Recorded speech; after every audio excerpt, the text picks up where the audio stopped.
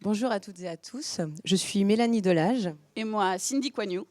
Nous sommes toutes les deux professeurs des écoles en maternelle. Nous sommes ravis d'être parmi vous aujourd'hui et nous arrivons tout droit de la ville qui a la meilleure qualité de vie de tout le sud-ouest. Oui, selon l'étude de l'Express de janvier 2017. Non, vous ne rêvez pas, nous arrivons de Limoges. Limoges et sa gare des Bénédictins. Limoges et son hôtel de ville. Limoges et sa cathédrale. Oui, et ne passons pas non plus à côté de son quartier de la Boucherie, très réputé pour sa gastronomie du terroir, ses nombreux espaces verts en plein centre-ville et bien sûr son musée de la porcelaine qui fait notre renommée mondiale. On est d'accord? Vos prochaines vacances, c'est où? Limoges, hein? Ouais. Oui, enfin, Limoges, c'est quand même et aussi des quartiers délabrés, comme celui de la Batide, avec ses tours d'immeubles en cours de démantèlement, son centre commercial complètement désert et son unique bar tabac. Effectivement, dans ce quartier, 90% des familles appartiennent à des PCS défavorisés. Le revenu mensuel moyen, c'est de 500 € et plus de 40% des logements sont des logements HLM. Et notre école, la maternelle René Blanchot, se niche au milieu de ce quartier et est à son image, c'est-à-dire plutôt triste et peu accueillante de l'extérieur, alors qu'à l'intérieur, elle est multiculturelle et extrêmement vivante.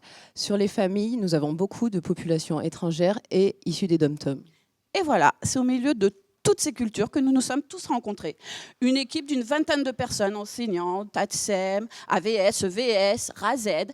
Et nous prenons plaisir à travailler tous ensemble. On encadre 5 classes de la toute petite section à la grande section. Et d'ailleurs, peut-être que nous allons vous raconter notre histoire. Alors, tout a commencé par de nombreuses incivilités. Tu te rappelles ces mamans qui se sont tapées dessus à la sortie de l'école? Oui, oui. Et tu te souviens aussi ces fêtes d'école qui se terminaient à coups de clé à molette? Oui, et puis un papa qui a voulu déclarer sa flamme à notre directrice en lui hurlant « Je vais vous brûler !» Voilà. D'abord, des déclarations d'incidents qu'on envoie à la Circo et qui traite le sujet, bien entendu, avec beaucoup de sérieux. Et puis on en renvoie une autre, et puis encore une autre, et puis encore une autre. Bon, ou alors, on se pose et on réfléchit. Nous, on a choisi la deuxième solution. On se pose et on prend le temps collectivement de se dire ce que chacun sait et vit individuellement. Alors, c'est-à-dire des familles défavorisées, très peu de francophonie, un patio délabré à l'entrée de l'école qui la rend très peu accueillante. Nous avons aussi beaucoup de déclarations. Oui, alors ça c'est bien, là, tous les constats, c'est très bien, mais on en reste là ou quoi? Qu'est-ce qu'on fait? Ah mais non, non, non, surtout pas, parce qu'en octobre 2015, nous voyons que ce que nous faisons actuellement dans nos classes, c'est-à-dire recevoir les parents pour montrer les cahiers de leurs enfants en classe, discuter avec eux et les investir dans tous les moments forts de l'école, finalement, ça ne suffit pas.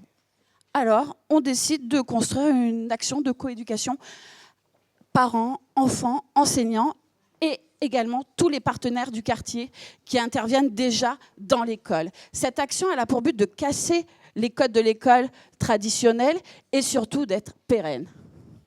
Oui, tout à fait. Nous choisissons aussi la semaine de l'école maternelle au printemps 2016 pour mettre tout notre projet en route. Et en fait, l'idée, c'est d'ouvrir l'école aux parents avec leurs enfants, leur proposer des ateliers très divers et auxquels ils puissent participer librement. Voilà, ces ateliers étaient vraiment de tout ordre, hein. On pouvait écouter des histoires racontées par la bibliothécaire de quartier, on pouvait participer à des ateliers arts visuels, au cours desquels on peignait sur différents supports, on peignait aussi sur les poteaux, on embellissait le grillage. On pouvait également participer à des ateliers lutte, encadrés par un intervenant du périscolaire. L'atelier le plus intéressant et qui a attiré toutes les foules, c'était l'atelier cuisine, bien sûr. Et puis, il y avait également des ateliers encadrés par l'IREPS, qui est l'instance régionale d'éducation et de promotion de la santé, au cours desquels les parents pouvaient vraiment s'exprimer et apprendre de nombreuses choses au niveau de l'éducation. Alors cette semaine nous a fait partager de grands moments avec les parents et leurs enfants. Le brassage des cultures était au rendez-vous et tout le monde s'est côtoyé dans le respect de chacun. 80% des familles ont participé à au moins un atelier et quelques parents sont même venus tous les jours. La confiance s'est installée, la fierté d'exposer ses œuvres s'est lue sur tous les visages, l'école s'est humanisée et a perdu son côté inaccessible. Écoutons les mamans. À l'extérieur, dehors de la classe. Les enfants, ils ont adoré ça. C'était décoré dans la cour, donc c'était très beau. J'ai partagé un bon moment avec les autres parents. J'ai appris beaucoup de choses avec mes enfants à l'école. Je suis très contente de ça. On a partagé des moments magiques avec les maîtresses et les autres mamans et c'était magique. Et voilà, le forum est né.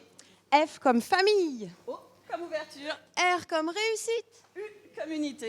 M comme maternelle Blanchot.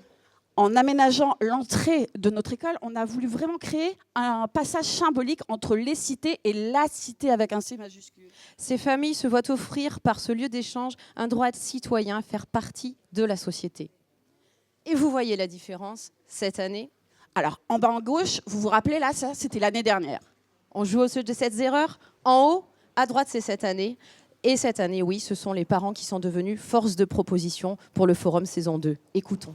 La semaine qui va dérouler pour le mois de mai, on a réfléchi avec d'autres mamans qu'est-ce qu'on devrait faire. La cuisine, la couture et la peinture sur les objets, et les fleurs sur les bouteilles de plastique et les peintures sur les tissus. Beaucoup de choses, on a réfléchi ensemble. C'est intéressant. Et voilà, première manche remportée. D'où nos raquettes de ping-pong pour vous montrer que l'échange entre nous aujourd'hui est le reflet de celui instauré entre les familles et notre école. Dynamique, impliqué, malicieux, mais dans le respect de chacun et des règles, bien sûr. Maintenant, quelques mots pour conclure. Chaque enfant qu'on enseigne est un homme qu'on gagne. 90 voleurs sur 100 qui sont au bagne ne sont jamais allés à l'école une fois. Je dis que ces voleurs possédaient un trésor. Leur pensée, immortelle, auguste et nécessaire. Je dis qu'ils ont le droit, du fond de leur misère, de se tourner vers vous, à qui le jour sourit. Ils sont les malheureux et non les ennemis. On a de la pensée, éteint en eux la flamme, et la société leur a volé leur âme. Ce texte a été écrit après la visite d'un bagne en 1853 par Victor Hugo. Nous vous remercions et merci beaucoup aussi à notre conseillère et à la CARDI également. Merci beaucoup. Et à notre IEN.